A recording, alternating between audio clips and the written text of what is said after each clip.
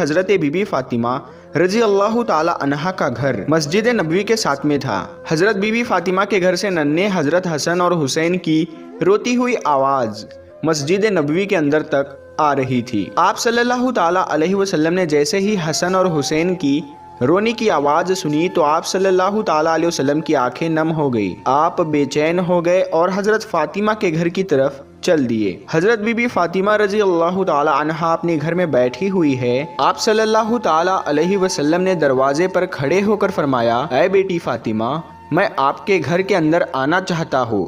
تو اندر سے آواز آئی۔ اس کے بعد پیغمبر حضرت محمد مصطفیٰ صلی اللہ تعالی علیہ وسلم نے اپنی چادر مبارک گھر کے اندر پھینک دی اور پھر آپ اندر تشریف لے گئے اور پوچھنے لگے کہ بیٹی کیا بات ہے؟